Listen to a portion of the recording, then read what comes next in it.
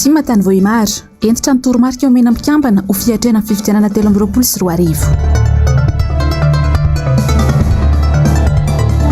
Fiomanana amin'ny fiatrena amin'ny fifidianana mila jerena sy fampidinina ny momba ny CENI hoy ny HVM. Fampianarana eto Madagasikara mampalahelo ny ankizy tsy mianatra hoy ny filomarika Ravalomanana. Alakamisy fa 12 ny volana septambra ny taona 2024 amin'ny kafaliany indray ary no ionako aminao anatin'ny fampalalambavao ny MBS amin'ity takariva ity. Mandolotra ny araba tompo kilasy tompo vavy manasa anao anaraka ny fotoanan'ny vavao hatramin'ny farany. Ny tafa mivantana tamin'ny mpikambana tima tany Vohimary tamin'ny alalan'ny vidéoconférence ny filomarika Ravalomanana nanome toromarika ny fifidianana ho avy ary nitondra fanampanazavana mahakasika ihany koa ny raharaham-pirenena. Ravora Zafimaheny ny sary ny Nzaka Rakoto Malala rindran-tsary ny Mathieu Prince. Nienatra amin'ny 30 isanjato mihoatra ny tany ankizy nitsokan-daharana teny an-tsekoly tamin'ity taom-pianarana ity raha ny sekoly tsy miankina manokana.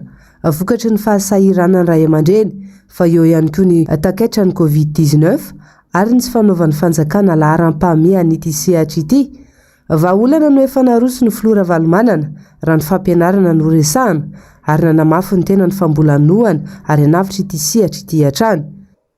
Afana misoko ny alabato dia tsy maintsy araha maso aloha ny lisam-pifidianana hoe le olona manodidina reto le telo isaky-tany eo anatin'ny na folo isaky fokotany na isaky ny quartier dia araha maso tsara izy any amin'ny lisam-pifidianana. Dia iny lisam-pifidianana iny ampitahaina n'ilay listamera izay nala ny fokotany. Tsy maintsy misy any ny fokotany ihany. Ny seha fokotany matoa solon-dralahy ndray tsy kombakomba aminy indray. Dia solony faraka ny lalàna tokony mifidy vahoaka.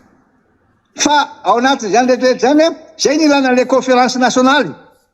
Hoe mangataka tsika mba ho atao petadindrina daholo amin'ny bâtiment public, amin'ny internet, amin'ny telefônina raha misy ny listy mpifidy rehetra dia amin'izay tsy azo voavaina intsony. Raha ny tontolo politika kosa averiny hatrany fa mila mailo ny tsirairay amin'ny fifidianana ho avy ary mivonona hatrany ny fikaonandom-pirenena ihany no tena vahaolana ho izy ahafahana mivoaka ao anaty krizy ka tokony irosoana. Fa tsy maintsy ahitantsika vahaolana io. Izay ny ilainareo any dady. Hanampy azy amin'ny fampiakarana vidina vokatra. Isin'ny fandriam-pahalemana ary indrindra mba tonga ny olona tsy manana mba hanana. Tsy maintsy mitady hevitra tsika. Fa tena mahory ahy indrindra amin'izao fotoana izao ilay olona. Dia reto ankizy tsisy mianatra noho ny tsy fananana vola andoavana ny écolage sy ny saram-pianarana. Tena maika izany fiarovana ny ainy sy ny fananana. Mampianatra ny ankizy ary indrindra mba mampiakatra ny fahefana mividy. Satria ny fahefana mividy voaka malagasy tena tsisy tsony ty afaka mividy sakafo tsony olona. Dia anjaranareo amin'ny tsara an'izay satria tsy moramora tsy moramora io aminareo mahita voaka tena mijaly fa dilanovana. Mialoha ny anohizantsika ny fampahalalam-bavao dia ampahafantariko sady aloha ianao izany fa anambahiny ny sampana fampahalalam-bavao amin'ity takariva ity izay anasako anao sady ny anaraka ny fampahalalam-bavao hatramin'ny farany resaka indrindra mahakasika ny fifidianana sy ny refonte totale ny lisam-pifidianana ihany koa no resana ao anatin'izay fandraisana vahiny izay. Fanohizantsika ny fampahalalam-bavao ary dia mila ifampidinina ny momba ny CENI mialohan'ny irosoana amin'ny fanatanterana ny pitsopitsony rehetra mahakasika ny fikarakarana amin'ny fifidianana hoy ny mpandrindra nasionaly ny atoko HVM Rivo Rakotovao any Androany. Tsy azo iodivirana izany raha tiana ny ametraka ny mangarahara sy ampandraisana anjarany rehetra. Ando miaratiana sy Tokatra Marla. Mila fanovana goavana hialoava ny fifampiresahana sy fifampidiniany rehetra ny momba ny CENI mialohany anatanterana ny fanomanana rehetra momba ny fifidianana hoy ny antoko HVM Androany. Tokony jerena manokana ao anatin'izany na ny lalàna na ny fomba fanatanterana ny CENI ny asany indrindra ireo lesoka hita rehetra tamin'ny fifidianana farany. Tsy hany fanjakana akory ny fifidianana. Fanatanteraka ohatran'ny rehetrarehetra izy. Akteur anankiray ao anatin'ny fifidianana izy. Fa raha mieritreritra izy hoe ny olona rehetrarehetra dia tsy maintsy manaiky rehefa tapaky ny be sy ny maro aloha izy satria ao anatin'ny tombo antsika amin'izao fotoana izao. Na lisy mpifidianana io mijerina io manahoana ke lany mpifidianana ireo tsy ny azo tsy tanteraka. Mila fampiresahana tsotra zany rehefa avy eo rehefa zany fampiresahana fa tsy hoe ny seza zaraina na hoe tsy maintsy ranona ny présidence eny tsy any akory le ady hevitra averina indray mandeha misy ny lalàna be da be mifehantsika tsy hita zay ampiarana azy maninona izy ireny zany fampiresahana satria zay ny antom-pisin'ny atoko politika fa raha nyfanjakana zany hoe de zay zao nyfanjakana eto ka de zay tianay ataony atao de samy mandreny raiky ny rehefa miaiky ny rehetra ankehitriny fa tsy malo tena na arabola na ara-pitantanana na arakolona ity rafitra ity sarotra ny azona vokatra ka mila fanovany zany ho iatrany ny fanazavany mba anatsarana ny asa sy ampaleo tena tanteraka ny seni ka metraka ny tena mangarahara mety ve reny resaka délégué ny bureau de vote reny satria rehefa miala kely ny tanàn-dehibe ianao de le délégué mpanjakana no lehibe ny bureau de vote nefa ny délégué mpanjakana de mahazo baika avana ministre ny intérieur nefa seni tsy anilany tsy hoe indépendant io mety ve fieritreretana hoe mandritra n'izay fotoana nipetrahan'ny seni zay de miady varotra foana amin'ny mampaleo tena tanteraka ny seni indépendance nefa ny nametrahana azy io ny anarany de hoe indépendant maleo tena mbola ilayntsika ve zany mametraka ady hevitra amin'izany zay anaty satria mpanao politika zay te hanana ny tsara rehefa ohatra moa resy lahatra be sy maro fa mbola fotoana hipetrahan'ny seni zao de mety ho tonga ny amin'ny olona hoe ahoana am'izay zany mba hanatsarana mba hisiny io hoe tena mangarahara ny ao anatiny ny rehetra mba mandray anjara mametraka aiay ho iatrany mpandrindra nasionaly ny antoko HVM ny fomba fanatanterana ny etsika kopy sy karapanondro fobe ataony fanjakana lasa sentiment ny alefan'le olona émotion ny alefan'le olona hoe mampalahelo any tsika malagasy zany tsy manana sora-piankonana zany tena mariny zany fa zay le émotion zay tsy mitondra fanjakana ianao raha hoentina émotion fotsiny fa populisme zany ohatra le valitena nataon'le raha namana maly tsy hanona fa azy hoe nareo ve zany anoa mampalahelo nypiretana mampalahelo tokoa mijery any atsimoany ianao mahita hoe tena be da be ny ankizy tsy manana na lehibe tsy manana an'izany sora-piankonana zany mila ezaka toatra misy zavatra manahirana amin'le fomba na nitanterahana azy iverina indray ve tamin'ny 2018 ny karapanondro be da be zay natota tao amin'ny imprimerie nationale en million teo fitondrana zay tamin'izany fa ministère intérieur moa tsy maintsy mikomandy iverina indray ve zany ho tanterana ny sabotsy 4 septambra ho avy izao itsandraharo ny varavarana misokatra anomboana amin'ny fomba ofisialy ny fampafantarana ny mombamomba ny antoko hery vavao any Madagasikara tao anatiny 7 taona ny jorony vita mandritra izany ny asa vita ny fomba fijery ny raharam-pirenena sy ny hoavy ny antoko isy araka izany ny famelabelaran-kevitra arahina ady-hevitra isy ny famelabelaran-kevitra arahina ady-hevitra sy fampiratiana antsary ny asan'izy ireo anasany ny antoko politika sy ny hery velona rehetra eto amin'ny firenena misy fitongilanana eto amin'ny firenena na ny eo amin'ny fitsarana na ny fitantanana ny raharam-pirenena ho iatramin'ny nambara ny antoko hery vavao any Madagasikara androany raha nanao ny heviny makasika indrindra ny raharaham-bola rajaona tsy azo ekena ny fisina mizana tsindrinila fa tokony samy mizaka ny vokatry ny nataony rehetra any miaratiana sy toky raha marla atrany mandringa ny fampiaran-dalàna eto Madagasikara misy ny mizana tsindrinila amin'ny fitantanana ny raharam-pitsarana sy ny raharam-panjakana hoy ny antoko HVM mailaka ry ny fanjakana manao ny fomba rehetra nampenam-bavy ireo samy teny sy mijoro vetivety ihany koa dia any am-ponjy ireo heverina ho nanao fahadisoana na dia tsy mbola voatsara aza toy ny raharam-bola rajaona izay takiry izy ireo ny anafangianana ny fitsarana azy mihisatra na manjavona kosa nefa ireo raharaha heverina ho manohitoina ny fiainam-pirenena toy ny raharaha-volamena izay very anjamba ny ary tsy ahitany-toina hatramin'izao toy ilay tao amin'ny ministera ny arenany kibon'nytany faranteo mampalahelo fotsiny de nitsindran mozana tsindrinila satria raha tsika mahalala ny zavatra misy eto amin'ny firenena ahoana moa fieritreretantsika malagasy zany hoe volamena ao anaty coffre-fort ny fanjakana ministera de tsy hita de eritreretantsika fa fait divers tsotsotro zany amin'ny fanjakana iza zany farangamba rehefa banque centrale ny hoe vaky voataitra ny fire nyany efa naninona tokoa izy ty fotrany mandalo kely oatra zavatra rehetra misy mono diversion ory zareo reto ny ampy an'ilay préministre ny teny an'le hoe efa tamin'ny andro ny HVM very ianao zany ny tena tokony raha ohatra zany sanatriny zany fa jaina izy hoe gardien izy na magasinier de hiteny hoe io nefa very taloha nefa ianao ny eo am'izao fotoana zao de ianao voampaingotra voalohany eo nefa de tsotsotra amin'le mpitondra no miteny an'izany tsy miditra amin'ny raha-pitsarana zay fa mahita ihany kosa fa misy fitingolanana eto amin'ny firenena misy harcèlement atao amin'ny olona samihafa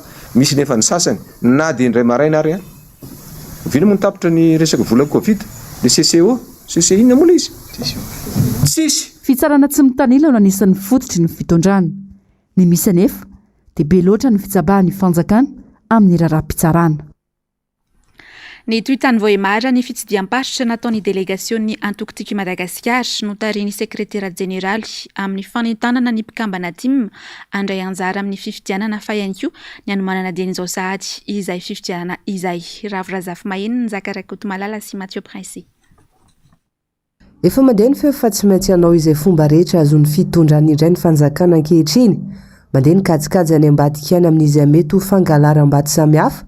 Ka izay no antony hanetanana sady ireo mpikambana TIM ny fotony vovonina riado amin'ny safidim-bahoaka marina ho an'ny fifidianana 20 sy 20. Nahazo fanampiana ny tatsah tamin'ny andronao voakarakara ny resaka ara-tsosialy ny sakafo ny olona fa zao na sakafo hanina ary sahirana maro ny te hiova ny zava-misy zatra amin'iseo nefany dia amin'izao hoe nisy zany antoko politika na ny eo amin'ny fitondrana mieritreritra foana hoe miezaka mampafantatra ny olona hoe ny fifidianana amin'ny 2023 zany efa vita zany satria nareo fotsiny mandeha mifidiana fa vokatry n'izay mety ho ataony na alabato na inona dia tsy maintsy ho lany izy zany mety zatra izy manoloana an'izay nefany dia tsy afaka angina fotsiny isika fa tsy maintsy mijoro isika manentana ny olom-pirenena ampiasan'izay zoany sy safidin'izay resaka fahadiovan'ny fifidianana ny sin'ny concertation nationale dia anjara ny brao national manao an'izany miaraka amin'ireo eo anivon'ny fanoerana na ny RMDM ny siny izay fiovana melohan'ny fifidianan'izay na ny eo anivon'ny CENI zany na ny rafitra hitsara ny fifidianana ny ACC fa anjaranareo kosa ety amin'ny base izay nareo zany ny ataontsika hoe militant na soldat ny TIM anjaranareo no mifanentana miomana ao anatin'ny fifidianana. Tsy ampanefa ny fanentanana ny olom-pirenena amin'izao na ny hijeranarana anatin'isy mpifidianana fotsiny aza. Zava-dehibe anefa ny fandehanana mifidy satria miantoka ny 5 taona manaraka indray izay ho avy ny vahoaka malagasy na hiatra fahantrana na hiova mpitondra vaovao. Ny olom-pirenena dia olona mandray andraikitra eo amin'ny firenena, mandray anjara feno amin'ny resaka ara-politika eo amin'ny firenena. Ohatra, anao fifidianana zao tsika amin'ny 2023. Ny zavatra hita sy tsapa ankehitriny na ny olona ary mbola tsy mahafantatra akory an'izany fifidianana izay andeha amin'ny 2023 zany satria ny antony tsy ampy izay fanabeazana ny olom-pirenena ny vahoaka ho lasa olom-pirenena izay ka vitsy zany eto amintsika no lasa olom-pirenena tena hoe olom-pirenena vanona mandray anjara feno mampiasa ny zoany ary indrindra mampiasa ny zoany amin'ny hoavin'ny firenena amin'ny alalan'ny fifidianana zany. Ny fifidianana zany zao no andraisan'ny olom-pirenena voalohany anjara 5 taona zany vao afaka manolo filoham-pirenena tsika dikan'izay zava-dehibe ny safidy ny fandraisana anjara ao anatin' izany fifidianana filoham-pirenena zany. Rehefa tsy tratranao ny tanjonao rehefa tsy nandray anjara ianao amin'ny herintaona zany hoe amin'ny 2023 afaka 5 taona indray ianao vao afaka manarina n'izay safidy izay. Mila mifanentana ny rehetra mba andijery ny anarany anaty lisy mpifidianana. Ao anaty lisy mpifidianana ve ny anaranao sa tsy ao anaty lisy mpifidianana?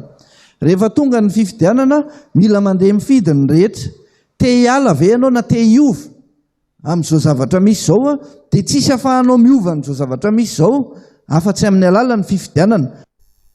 Mankasitraka anao hatrany aloha izany manaraka ny fampahalalam-baovao ny MBS amin'ity alina ity araka ny efa natsidiko tany amin'ny fiantomboan'ny fampahalalam-baovaontsika teo dia manambahitsy ny sampana fampahalalam-baovao amin'ity androany ity. Ny vahintsika ho an'ny androany ary dia tsy iza fa i Rabe Manantsoa Benjamin izy moa dia mpamakafaka makasika indrindra ny resaka fifidianana eto Madagasikara.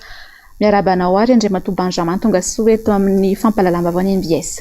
Miaraba Jessica, dia miaraba ihany koa ny mpijery ny vaovao ny televiziona MBS. Makasitraka ny fandraisana ihany koa.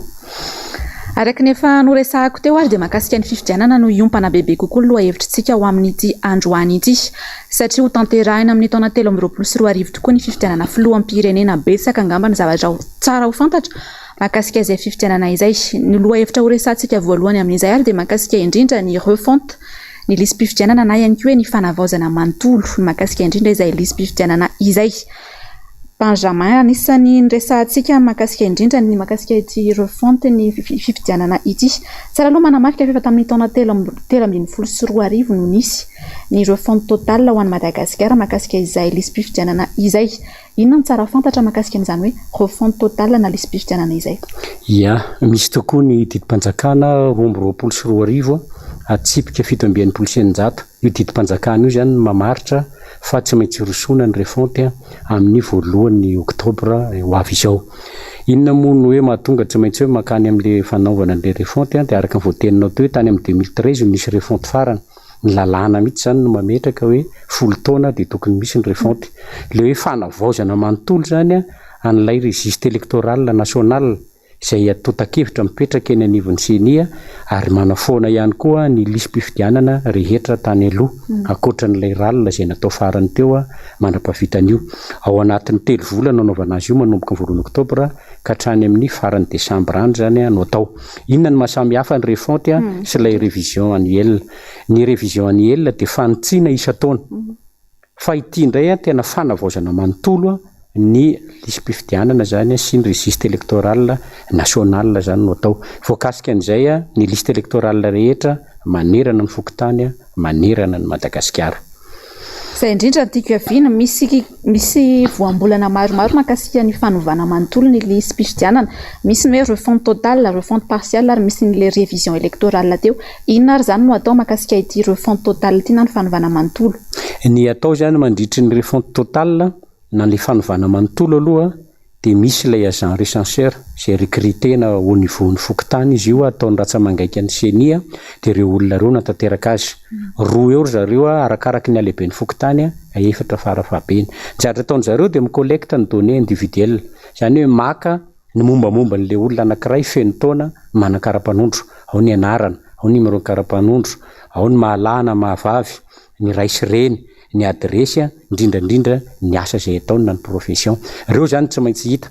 Ao anatin'izay refonte izay ihany koa areto dia manentana ny vahoaka malagasy feno taona satria raha tsy tafiditra anaty lisy mpifidianana anao dia verzo ka zonao ifidy io le lazaina hoe mba hanananao an'ilay droit de vote zany dia mila anao zany miditra ao anatin'io tsy anao no manatona any amin'ny bureau ny fokontany izay le fanotsiana zany ny révision annuelle fa ilay olona izay recrutena ny ratsamangaiky ny CENI no mitety trano ary tsy vitany mitety trano fa mitondra fisy izy izay soniavinao na raha tsy mahay sonianao dia petatondro dia io fisy io misy karazany 3 izay loko 3 samihafa no ampiasaina. Ny ray mijanona aminao izay voasoratra, ny ray any amin'ny CELRE na ny commission locale de recensement des électeurs, ny ray zany alefa ny commission électorale district. Dia ohatra ary vita ny fanisana isa tokantrano, inona amin'izay no tokony ho fantatra aorian'izay?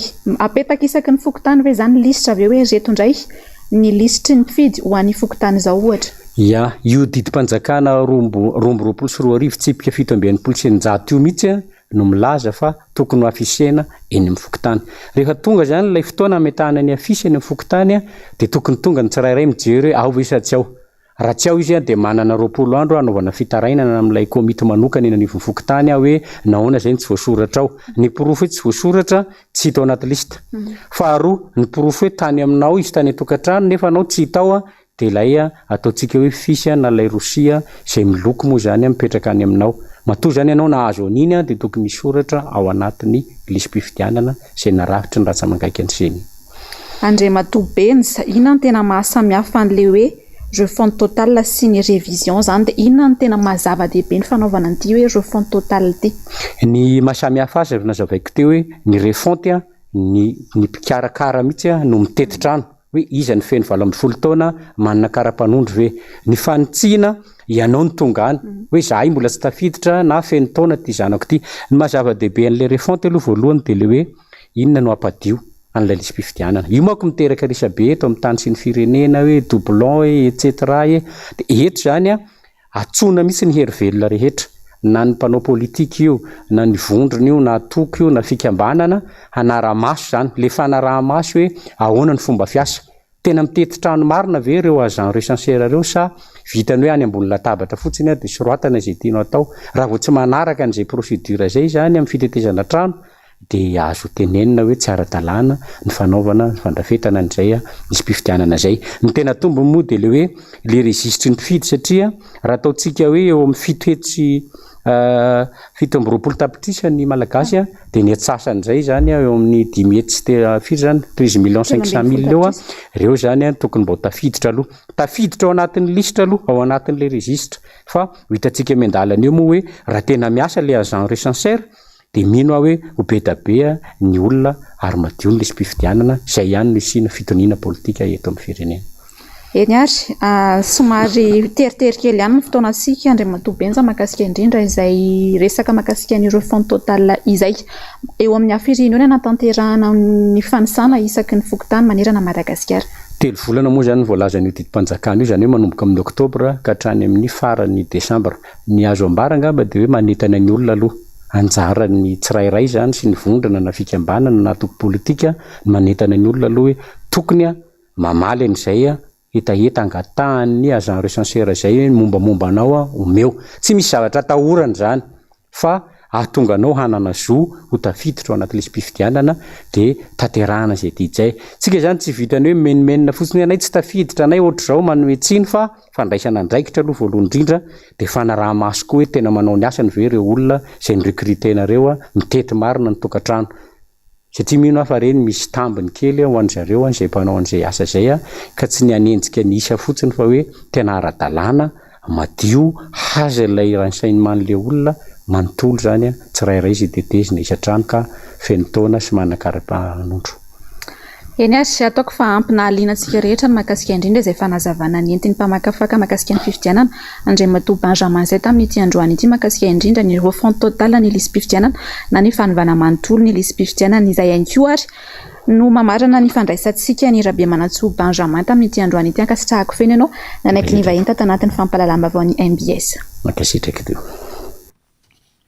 Voaresaka tao anatin'ny fandaharana miara-manonja ho an'ny androany kosa ny tatitra nataon'ny filohampirenena tany New York ny viditsolika eto amintsika izay mampitaraina ny maro ary ny tsy fifankazahoana eo amin'ny gouvernoura ny Bonglava sy ny Bonina. Ravirazafy Mahenina sy Mathieu Prince. Tsy mifanaraka amin'ny zava-misy eto amin'ny firenena mifonolainga an-tatitra nataon'ny filoha tany New York mahakasika ny fampianarana tafiakatra 200 izy ny tany fampidirana mpianatra an-tsekoly saingy mifanohitra amin'izay anefa ny zava-misy marina noho ny fitotongana ny fampianarana sy ny fahasahiranana ireo ray aman-dreny ankoatra ny faharatsiany kalitao-mpampianarana eto Madagasikara. Atakalo vola hividianana sakafo. Toy izay ihany koa tsy mitombina nambarany Andriamatoa ka mivitaly izay mpiaro fahatany ny fitondrana mahakasika ny viditsolika eto amintsika hoy solombavam-boaka Rabenirina tsy azo atao ny mampitany vidiny eto an-toerana amin'ny Maorisy. Avoay fotsiny izay tianareo avoaka fa ny fampitahana ataovy araka ny tokony ho izy. Ny harikarena tsy mitovy ve no andeha hampitahana ny vidina solika izay miakatra. Lazaina fa ambany indrindra eto Madagasikara fa maninona raha nitaremarika eto Madagasikara nanaovana fanadihadiana kirakiraina amoahana hoe takininona zany ny tena zava-misy fa ho an'ny any Maorisy ange io vidina solika izay mivoaka io raha io ny marina zakany ange io zakany io mihoatra mivola miditra ny aposin'ny olona tsirairay zakany mpiasa any io zakany mpandray karama isam-bolana any io satria ny azy ny karama isam-bolana nga ohatra ny anao dia 10,000 soroetsy raha tsy tratra zakany ny orinasa mila solika andinana orinasa io fa ilay eto amintsika izay lazaina fa mora indrindra matonga mitabataba le olona matoa menimenina ny olona matoa mitaraina dia tsy zaka le izy. Fa nisa mampiteraka korotana eny anivony fiarahamonina ihany koa ny fametrahany fitondram-panjakana ny olona izay tsy ampitraike fa tony amin'ny faritry Bonglava. Ka rehefa voatendry ary le gouverneur tamin'ny fotoanandro dia efa tsy mifanaraka sahady amin'ny tomponandraikitra ny solombavam-bahoaka eo toerana zany. Na eo amin'ny fametrahana olona teo anivon'ny faritra dia efa nanomboka ny disadisa. Ny gouverneur olona tsy avy any Bonglava aloha fa vahiny teo zany dia efa nanomboka nanahirana. Ary tsy vita nefa vahiny fa ny staffny rehetra nanodidina andreo zao koa ny 70 de olona avy aty Antananarivo daholo. Dikan'izay misy frustration amin'ilay zanaky ny faritra mikasika an'io région Bonglava io. Volana vitsy sisa no isaina dia tapitra ny fotoam-piasan'ny fanjakana ankehitriny sy mbola hita soritra nefa ny mahakasika indrindra ny PEM izay programa nasan'ny mpitondry mandritra ny fotoam-piasany. Nanamafy ny vondrona Europeanina fa tsy mbola naharay ny antota-kevitra an-taratasy na efa nisy aza ny voaresaka tamin'ny ambangovangony. Tsy mahagaga raha tsy voafaritra mazava ny laharam-pahamehany mpitondra ankehitriny. Tsy mahagaga ihany koa raha mitaraina ny vahoaka eo amin'ny lafiny sosialy, toe-karena ary ny fiakaran'ny vidim-piainana. Fanazavana ary. Nous n'avons pas eu encore le loisir d'étudier en détail ce plan émergence qui doit encore nous parvenir sous forme écrite. Donc c'était impossible de commenter dans la salle ce jour-là.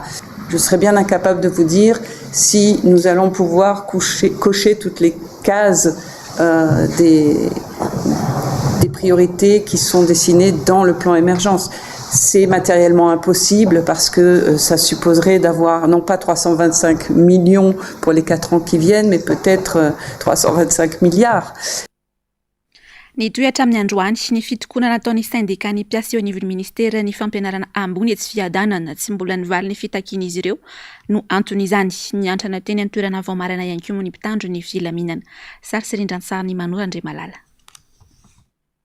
Vao maraina niverina nitokana teto amin'ny tokotanin'ny ministeran'ny fampianarana ambony eto fiadanana mpiasa izay efa nitokana hatramin'ny omaly. Tsy mbola nivaly araka izany fangatahan'izy ireo dia ny fanomezana ny indemnité de technicité. Ny mpandrarany université anefa misitraka ety farany ka ny ampitoviana izay no takiany ireto mpiasa ireto. Fandrahonana nefa no asetry ny tompona andraikitra ireto mpiasa ireto satria dia niantrana vao maraina tety ihany koa ny mpitandro ny filaminana androany saika handrava ny hetsika. Ka zao zany mbola tolona ataosika hoe milamindamina zany zao. Dia manahitra foana zay ny tompona andraikitra. Zany amin'ny vahaolana, zany amin'ny hevidiso no mahana olana. Zany hoe ny hemorrhague, fanapahana karamana mpiasa, menansy amin'ny fandroahana. Zany dia hevidiso ary mampitombo ny firaisan-kinanay. Tsara ny mampantsia fa efa nisy ny fanomezana feptaona nataony ireto syndika ireto amahana ny olana, saingy tsy nisy hatramin'izao izay vahaolana izay. Antony nanaovan'izy ireo ny fitokonana fanairana mandritra ny 27 ora. Ireto mpitarika ireto indray aza no notorian'ny ministera ka niakatra fitsarana ny alatsinainy teo. Satria ny antony any anjena dia hoe famorina olona sy mahazo alalana. Nefa araky ny lalàna mifehy ny asa-panjakana zany ao amin'ny article 9 dia zo fototra ny grevy ary ny fanaovana an'izany grevy zany na ny fanaovana ny activité syndicale dia tsy angatana lalana fa ampahafantarina ny tompona andraikitra. Dia izay zany ny antony itorinanay. Dia hoe fanerena mpiasa higrevy, zany hoe terena zany reto namana reto higrevy fa tsy ny volonté na ny sitrapoa no anaovana an'izao ny fandraisan-dahatra no anaovana an'izao tolona zao. Ka afaka anontaniantsika ry zareo hoe ny terena ve isika hanao an'izao tolona zao?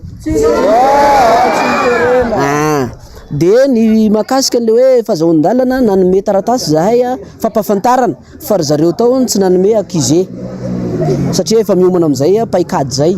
Nanamafy ireto mpiasa ireto fa hiamafy hatrany ny fitokonana ho ataon'izy ireo ary ny 27 ora raha tsy mivaly ny fangatahany. Manodidina ny 50 sy 700 ny mpiasa manao ny fitokonana. Miandry rahararaka izany sisa no misy ety anivon'ny ministera ny fampianarana ambony mandra-pivaly ny fitakiana izy ireo.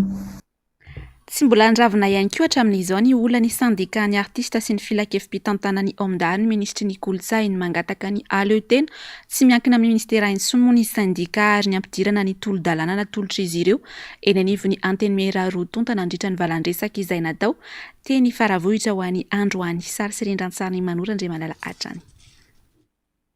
Efa hatramin'ny volana febroary no nisy ny olana teo amin'ny filakevim-pitantana ny OMDA sy ny ministry ny kolotsaina. Nambaran'ny filakevim-pitantana ny OMDA ho manao barofo sy jadona amin'ny raharahany OMDA ity farany. Nisy araka izany ny tolo-dalàna no volavolain'ny mpanakanto ifeny satana izy ireo. Tolo-dalàna izay rahan'ny mpanakanto nandinika antaonany maro. Mafisiko hoe fisaina ny faelabe dia natsaraina tamin'ny farany teo dia nahazakazaka mihitsy ny fanatsarana azy tsy ho an'ny olondray fa ho an'ny génération ho avy mihitsy. faralany io dia io tsara indrindra amin'ny fiarovana zony mpamorona manerana ny Afrika. Lalany fa tena efa vo saina tanteraka efa nalalinina tanteraka noho izany tsy tokony faly ary ny firenena hanana an'io lalany. Nambaran'izy ireo ihany koa moa androany fa isaky ny miova ny fitondrana dia voakitika hatrany ny sata amin'ny feny Omda. Antony angatahan'izy ireo ny fahaleovantenany sy ny ampidirana ny tolo-dalàna amin'ny fivoriana ara-potoany Antenimera Rotonta. Ny zavatra mitranga amintsika amin'ny resaka izao a, rehefa avy nomena ihany député Rosy le tolo-dalàna dia efa netiny teny amin'ny assemblée dia efa nijereny zareo, efa nisy modification nataony zareo sady tao amin'le izy. Dia efa miverina taty aminay moa zany le izy, efa misy anany assemblée zany efa révisé zany izy io. Dia efa nandalo teny amin'ny gouvernement ihany koa izy io, fa ny gouvernement zany moa observation ny ataony fa tsy hoe mila validation na ohatra zany. Zavatra edivanay zany amin'izao fotoana io a dia hoe mba hodinihana amin'ny session ny assemblée manaraka io a le tolo-dalàna makasika anay ity, mba hivahan'le olanay amin'ny ministera farak'izay malaky azo atao moa zany. Rehefa miova ministre zay a, ka raha vao tsy falifaly aminay ministre dia efa misy foana io, fa mba elanay amin'izay une bonne fois pour toutes zany. Dia zay nahatonga anay nanao tolo-dalàna hoe allo mba ho ataonay mihitsy ny zavatray. Efatra amin'ny volana Marsa ny mpanakanto izao no tsy nisitraka intsony ny zo amin'ny mahampamorona no ny fidiran'ny ministera ny raharam-pitantana ny Omda. Mitaky tsy misy atakandro ny fanesorana amin'ny toerany ny lehiben'ny fokontany ao amin'ny ny mponina ao amin'ny sektora 3L ao Sonirano anatin'ny boriboritany faefatra mangataka ny sy ny fifidianana izay ho lehibe anatin'ny fotoana aingana araka izany ny mponina raha nambaran'izy ireo any androany ando miaratiana sy tokra marla. Tsy misy asiny sy ajany intsony fa raha tsy fitondran-tena sy manalabaraka ny toerana misy azy ny sefy fokontany ato amin'ny sektera 3L Sonirano hoy ny kika sy antsoantso ny mponina. Mamenatra sady marary ny fomba fanao ny tsy olom-boatendry ity izay mampijaly sy mampitondra faisana ny mponina ao anatin'ny fomba fanao mamoetra. Reny mpianakaviana iray no mijoro vavolombelona ny arany herisetra sady voaroka tamin'ny tranony io maraina io. Dia isakariva izy mandaka amin'ny varavaranay dia mitrankiriny ato an-tranonay dia mamono amin'ny vadiko foana dia izay mandefitra tsy miteny mihitsy satria anazy hono fahefana izy ambony lalàna. Dia zahay tompoko ato amin'ity trano ity ampandrofan'le sipan'le président zay any cabinet dia tondrahandro zareo rano avy eo ambony eo. Efa fanao ny isakariva izy manao an'izany. Dia varavaranay eo tsy miditsony fa miala daholo ny karetsaka fa tadiny amatoranay anazy eo. Matahotra izy amoaka ny secret zay satria io président io tsy mipetraka ato amin'ity trano ity fa izy manaraka ny vehivavy io ato. Dia zahay koa isam-bolana tereny zahay andojiro.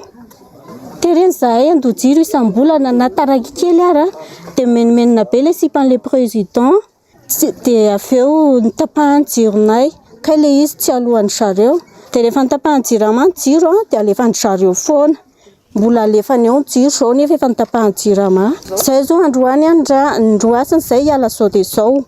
Tena voakany daholo ny entanay. Nanamafy izay voalaza ny filohan'ny sektera ao an-toerana efa mihoatra ny fefy ny fihetsika ataony tsy olom-boatendry ity manjaka ny fanampahefana tsy antrano antrano.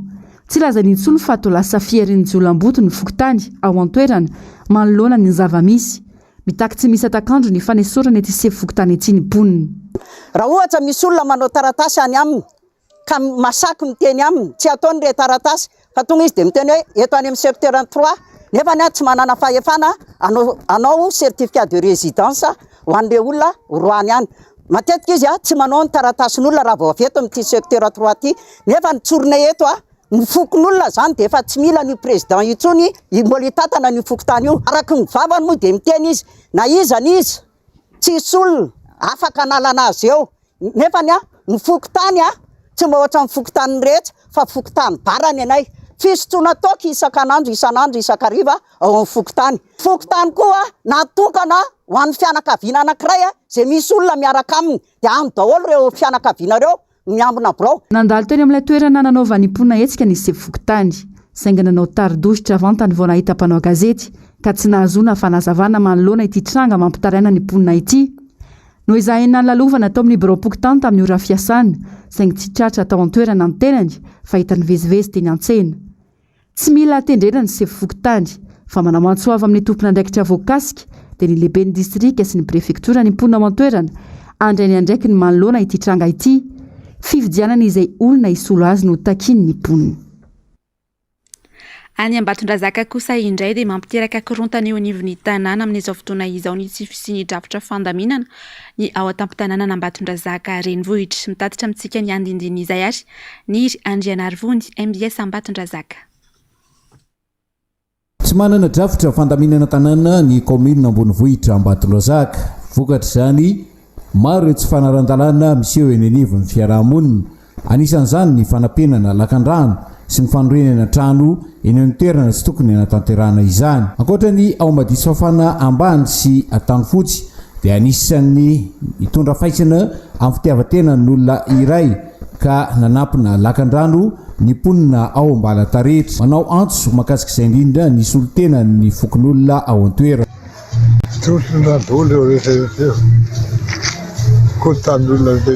Lakan-drano ity aloha rehefa fahavaratra dia miditra makany an-trano mihitsy le rano fa tsy afaka mivoaka satria barazendry zareo ary aloha ary dia tsy afaka mandeha le rano fa dia mitohana dia any an-trano daholo. Na ny tranon'ny ankizy eto ary hatreny amin'ny lohalika ny rano ohatr'izay koa ny an'ilay zanako koa ohatr'izany.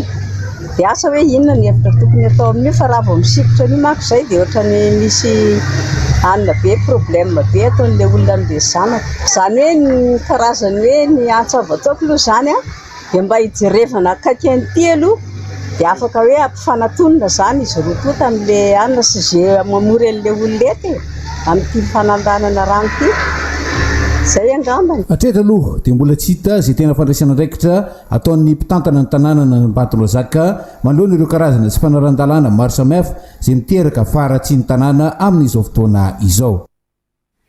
Nisokatra tamin'ny fomba ofisialy androany ary aharitra efatrandro ny andiany fahaefatra amin'ny Foire internationale de l'agriculture etsy Tanjombato. Misy monitra ny eva manodidina ny 90 mampiranty ny vokatra sy ny fiompiana eto Madagasikara. Sary sy rindran-tsary ny Manora Andriamalala. Raha ny antontanisatra amin'izay, ny antsasa manila amin'ny Malagasy dia mivelona amin'ny fambolena sy fiompiana avokoa. Misedra olana nefa ny tantsaha eto amintsika. Saika mitovy hatrany ny olana manerana ny nosy. Isan'izany ny nanaovana efa nadiadina ireto. Mpamboly fraise avy any Ambatofotsy sy ny mpamboly avy an-dranomasina Atsinanana dia ny tsify sy ny fiahina, ny tsify sy ny lalam-barotra, ny fitotongana ny vidim-bokatra. Ny andavanandro izay taloha raha mivarotra ohatra hoe 3 arivo ny tokony amin'izao arivo. Mbola tsy dia misy. Indraindray tsy lany dia ariana fotsiny. Ariana tena ariana fotsiny.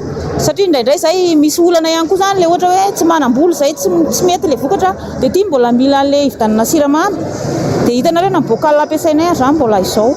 Mbola tsy ampy mihitsy izany ilay fidiram-bolanay. Raha malala ny fiainana misaotra ny main d'œuvre miakatra ny vidim-bokatra izany tantsaha tsy afaka hanao vidim-bokatra mihitsy fa tsy maintsy ilay mpijirika foana manao vidim-bokatra dia izay ilay olana izay. Dia izay no mahatonga anay niakatra aty hitady lalam-barotra mba hanatsarana izay fari-piainana sy famokarana izany. Atoropotsiny izany hoe ny vidin'io vokatra io hatramin'izay ka nreto hoe vokatra tamin'ny 2000 ny prix-n'io angamba hatramin'izao dia izay tsy miova misy. Izay izany ny olona midina makany ianao mahatantsahanao tsy dia afaka hoe makaiza fa ny inona moa izany mpizirika ny hoe ny collecteur ireny no tena marina satria izay tiany vitanana anazy.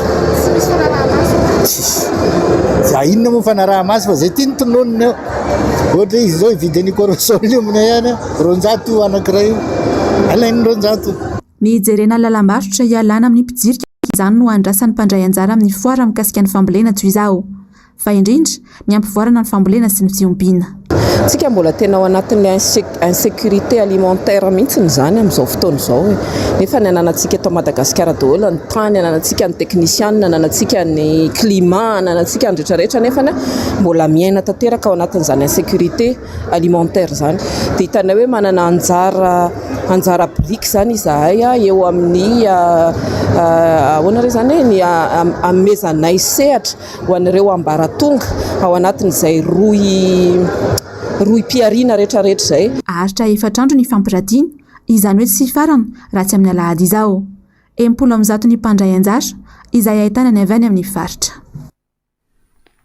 Eo amin'ny maresaka iraisam-pirenena dia mitohy ny fihetsiketsehana Iran taoriana ahafatesan'ny Masha Amini izay voamarina fa novonoiny mpitandro ny filaminana afa-tsy ny sarona loha dia ny Andalambe mitatitra amintsika ny andindinina izay Iravirazafy Mahenina sy Andra Kotomalala. Olon-tsotra ary polisy no namony aina nandritra ny fifandonana teo amin'ny rotonta tato anatin'ny herinandro taoriana ahafatesana tovovavy iraniana Masha Amini izay lazain'ny mpitandro filaminana tsy nanaja ny fomba ny toerana ka nosamborina. Tsy mety toy ny fahatezeran'ny mponina ka mahatonga ny fitakiana manoloana ny mpitondra fanjakana ny tokony hanasaziana ireo navandoza ary ny hanovana ny lalàna ka tsy hanerena ny vehivavy hisarona loha eny Andalambe. Nilaza nefa ny tompon'andraikitra iraniana maromaro ary miala andraikitra fa tsy nisy mpitandro filaminana nandray anjara tamin'ny nahafaty ireo mpanao fihetsiketsehana ireo. Mbola mitokosa ny fitakiana amin'izao ary tsy hijanona fa hiamafy kokoa hatrany. Dia nivavan'ny maresaka iraisam-pirenena iny ihany koa ary no manakatona ny pejin'ny fampahalalam-baovao tamin'ity androany ity ankasitrahako sady ianao nanaraka izany hatramin'ny farany. Ireto kosa ny fandaharana ao arahanao ary ny fampahalalam-baovao tahaka ny mahazatra ny fandaharana ahoana marina aorian'izay kosa anao narahantsika ny Global News. Ny horonan-tsary ho arahintsika amin'ity androany ity dia mitondra ny lohan'ny teny hoe Dangerous. Ny tena kosa dia ametraka ny veloma mandra-pitafa ao amin'ny ramfitsindray ary tompoko.